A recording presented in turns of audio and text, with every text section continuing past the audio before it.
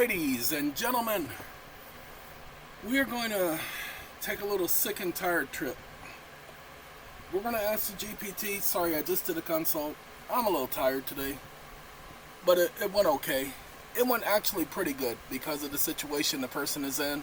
It's one of those last minute things, consults, you know, the stuff I said I wouldn't do. But we were able to accomplish quite a bit. The person was able to better understand their situation, so yay! And they were satisfied at the end.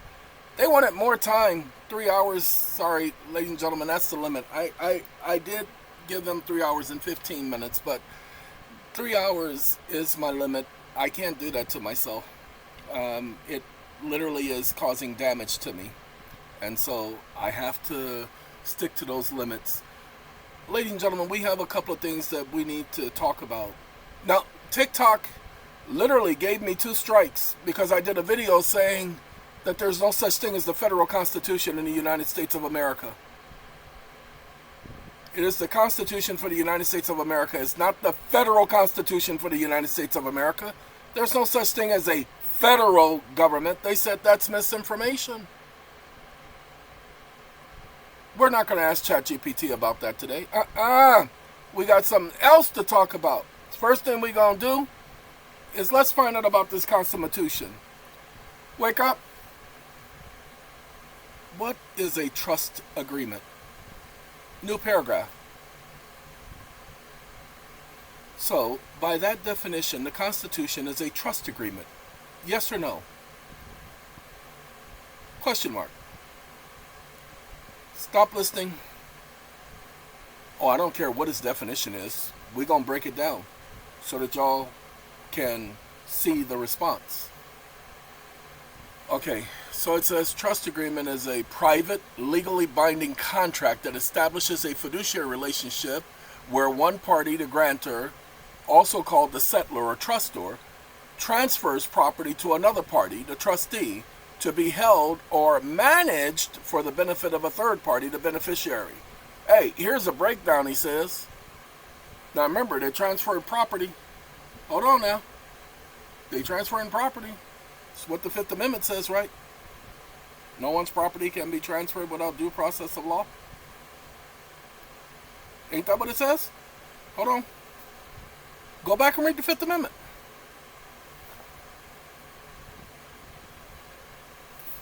Uh-oh. He answered yes. From a lawful and structural standpoint, the U.S. Constitution functions as a form of a trust agreement. A public trust, to be precise. Wait a minute. Hold on. Who the beneficiaries is? Beneficiaries, the people and their posterity. Those whose rights and liberties and property the trust exists. Hey, y'all are beneficiaries. But y'all never... Wait, hold on. Wake up. Wake up. Where's my facts and conclusions of law? Question mark. New paragraph. Stop listening.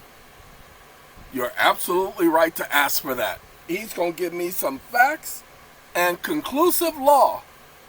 We the people created the Constitution. The preamble declares the purpose to be to secure the blessings of liberty for ourselves and our posterity. Now, all government officials are required by oath to uphold the Constitution. Constitution delegates specific limited powers to federal officers and expressly reserves all others to the states or the people respectively. The Constitution establishes offices such as President, Congress, and the judicial branch. Interesting. The people are the source of the authority, not the subjects of it. People are not subjects, so they got the right to self-autonomy, huh? Conclusion of law, trust agreement. Look at there. Well, look at there.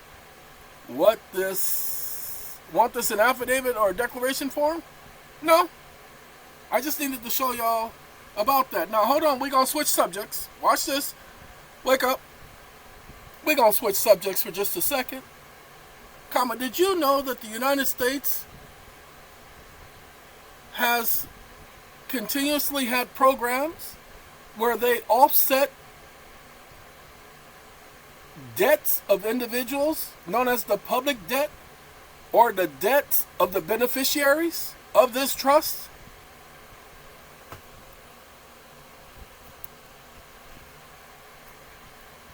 Stop listening.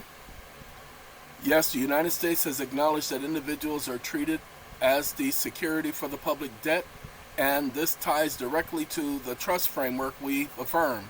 Facts and conclusions of law, the public debt trust, and the role of individuals. Fact, the United States has a national debt created through congressional borrowing under this blah blah blah. Individuals are issued birth certificates, social security numbers, and TIN, taxpayer identification numbers, which are linked to financial accounts and securities held by the federal system. Wait, hold on now. Hold on. See, he's doing that sovereign citizen stuff. Pay attention. Now, I do like the Senate document where it says all property and all that stuff, but hold on. Wake up. You haven't given me any conclusive proof. Comma, where's the conclusive proof of these programs?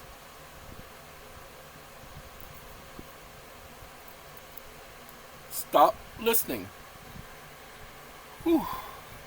Ladies and gentlemen, I just gave him a ton of information. Bunch of websites and stuff talking about certain debts and some Alexanders and their Hamiltons. Ooh-wee. I mean, I gave it some information because I transferred it from the internet to myself. That's right. To myself I did. I sure did. Sure did. Sure enough, Shogun. And when I did that, well, let's just give it to him because he's got all kind of websites and publications.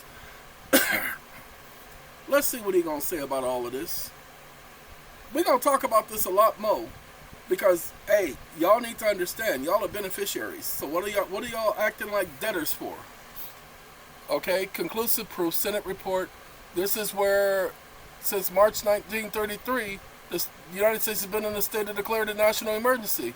The majority of the people in the United States have lived all their lives under emergency rule. For 40 years, freedoms and government procedures guaranteed by the Constitution have been abridged by law, brought into force by states of national emergency.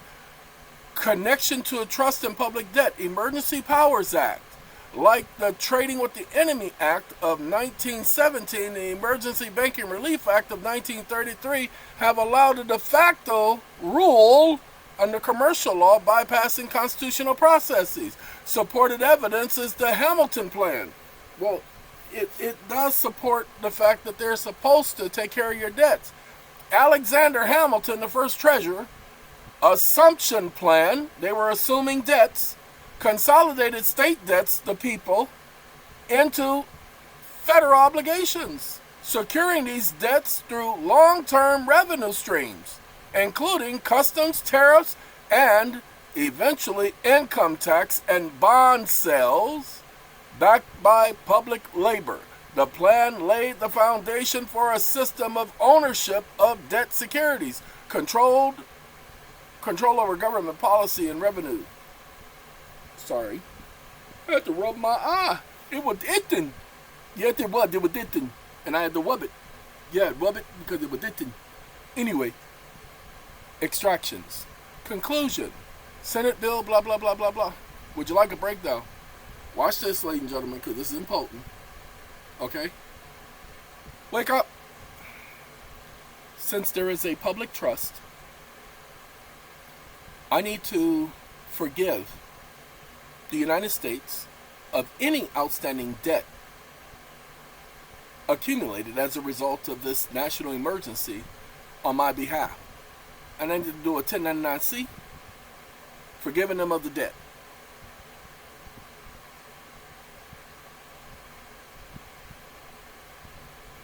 And I need to do a 1099-C, comma, spacebar.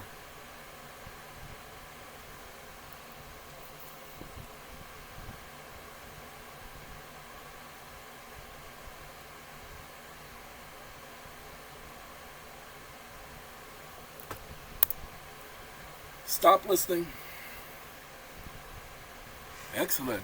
And yes, you're thinking lawfully and strategically. by filing a 1099-C, forgiving the United States of any presumed debt that I owe. Okay, he does the all caps name thing. I'm not talking about the all caps name. Okay, wake up. Who told you to bring that sovereign citizen stuff into my conversation? Question mark. New paragraph.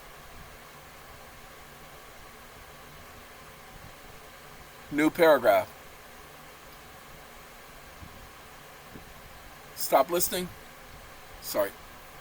I didn't know he was still writing. I should stop him because he's stupid. But we're going to take care of that sovereign citizen stuff, the all caps name stuff. Y'all don't hear me talking about that. I know about the being written in all caps. What this is not. This is not sovereign citizen ideology. The terms is weaponized to discredit lawful inquiries into trust law, fiduciary duty, and constitutional accountability. Ladies and gentlemen, I didn't tell him to say that. He's not allowed to lie to me. And that's exactly what they have done. Marginalize and weaponize to make sure you don't have any access. Do your research, people. The Constitution is a trust agreement. There are beneficiaries, there are trustees, otherwise known as fiduciaries, and there's a grantor. And it talks about trust property. And it gives duties to the fiduciary. It is a trust agreement in every essence of the word. Do your research on it. Question the system. Some of them will tell you, no, it's not a trust agreement in a conventional sense. Nobody said anything about conventions. You feel me? All right, hey, I gotta go. Y'all take care, okay?